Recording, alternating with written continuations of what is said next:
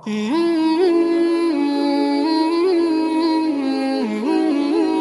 زمانے میں تاجر پر جو حالات آتے ہیں وہ تاجر ان حالات میں اپنی کمائی کی شکلوں کو نہیں دیکھتا، بلکہ تجارت میں آنے والے حالات کو اغیار کی طرف منسوب کر دیتا ہے کہ ہمیں کمانے نہیں دیتے۔ ارے کیسی عجیب بات ہے، ادھر تو اللہ رب العزت حلال کمانے والے کے ساتھ وعدے کیے ہوئے ہیں، اور یہ کہتا ہے مسلمان کہ غیر ہمیں کمانے نہیں دیتے۔ ہماری بات یاد رکھنا، جب مسلمان اللہ کے احکام توڑیں گے تجارت میں، تو اللہ تجارت میں رکاوٹ کے لیے مسلمان کے مقابل نہیں کریں گے، بلکہ تجارت میں حکم توڑنے کی وجہ سے غیروں کو مسلمان کی تجارت میں رکاوٹ بناویں گے۔ اللہ تعالی حکم پورا کرنے والے مسلمانوں کے مقابلے میں باطل کو مغلوب کریں گے، اور جو لوگ حکم توڑیں گے اللہ تعالی غیروں کے راستے سے حالات لاویں گے۔ یہ ساری تاریخ سے بھری ہوئی ہے کہ جب مسلمان حکم توڑے گا تو اللہ تعالی غیروں کے راستے سے حالات لاویں گے۔ یہ ان حالات کو، آنے والے حالات کو غیروں کی طرف منسوب کر دیں گے، اس بات کا خیال ہی نہیں آئے گا کہ مجھ سے تجارت میں کوئی حکم ٹوٹا ہے جس کی وجہ سے یہ حال آیا ہے، میں نے عرض کیا دوستو کہ اللہ رب العزت جیسے ہی مسلمان حکم توڑتا ہے اللہ کو یہ حال لے آتے ہیں، اور اس حال کے لانے کے لیے اللہ تعالیٰ غیروں کو استعمال فرماتے ہیں۔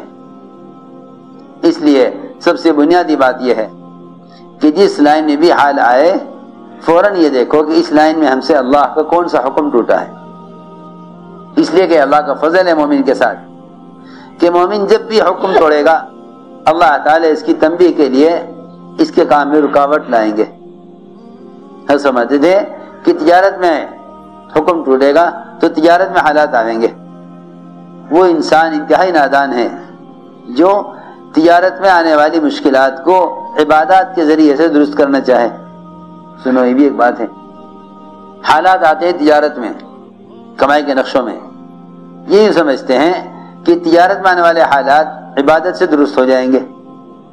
لائن ادھر کی خراب ہے، ٹھیک، دوسری لائن ٹھیک کر رہے ہیں۔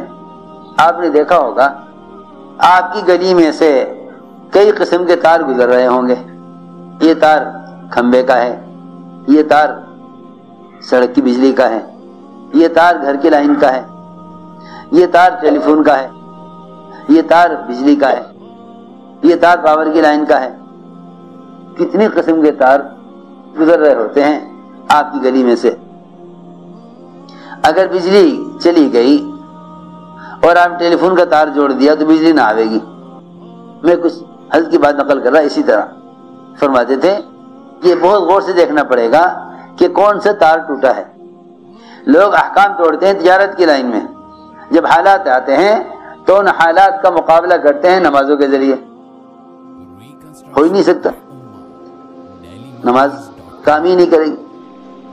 تم حکم توڑو تجارت کی لائن میں، اور جب حالات آویں تو ان حالات کا مقابلہ کرو عبادت سے، یہ ہو ہی نہیں سکتا۔